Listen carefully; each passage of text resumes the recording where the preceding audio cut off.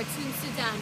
Today we are at the MENA facility in Sudan, and in this facility, as you can see, female circumcisions take place.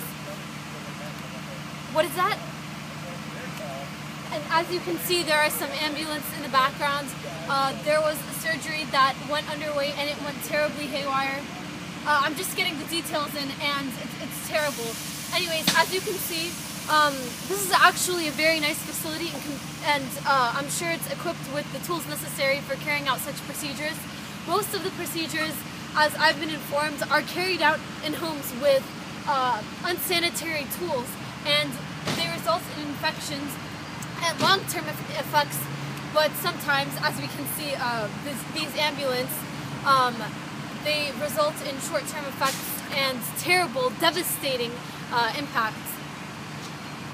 Here we have now with us Mr. Kabusi, the tribal leader of the community which Audrey came from, and wherein 1 in 2 girls undergo this procedure.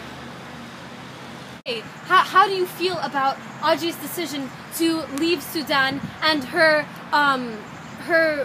disappointment in the surgery and her unwillingness to carry it out? I remember she tried to run away. I hold her and tell her, Aji, my child, if you don't listen and if you don't cut off, there will be problems later in life. She was being stubborn, and it took many hours before we can tell her, come sit down, stop crying.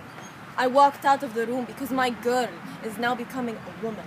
I hear her screaming and I say to myself, no, my child, the pain will go away. You must endure so that you can become a woman to marry a good man. I, person, will not marry a woman who does not have cut off. My wife is cut, clean, beautiful, smart, and that's why I marry her. We marry the clean girls here.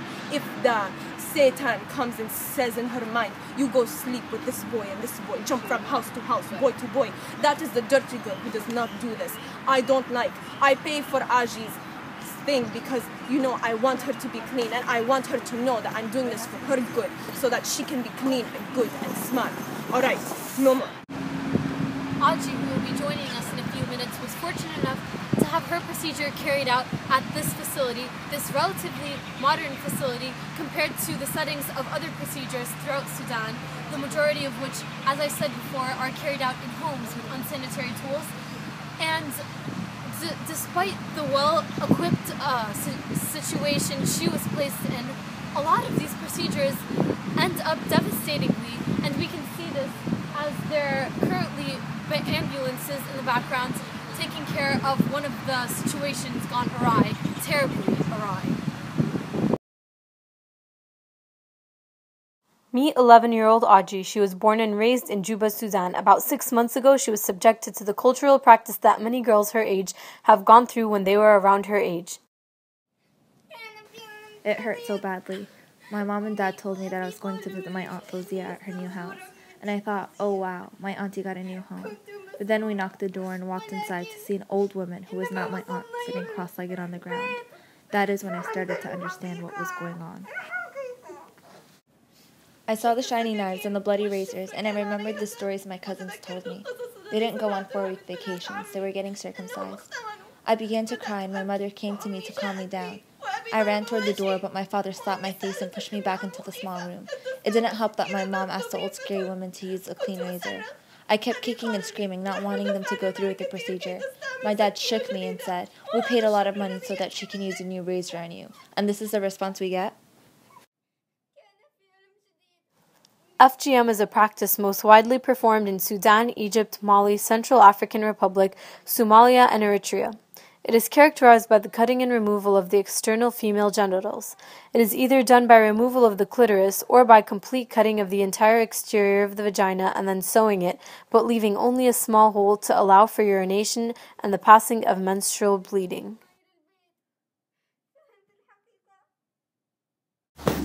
The most common reason evoked for supporting FGM is the belief that the practice is a good tradition, usually thought of with the misconception that it is supported by religious beliefs, for example in religions like Islam and Christianity. Other reasons include rite of passage to womanhood, cleanliness, prevention of promiscuity among girls, preservation of virginity, better marriage prospects, enhancement of male sexuality, prevention of excessive clitoral growth, and facilitation of childbirth by widening the birth canal. However, the procedure proves to be quite painful and renders several complications for girls as they grow older. As seen in this graph, hemorrhaging, urinary tract infections, and delivery complications, once these girls begin to have children of their own, seem to arise. And yet, the procedure is still performed, even with the evidence of its utter immorality and infliction of pain on these innocent young women. Support a world without female genital mutilation.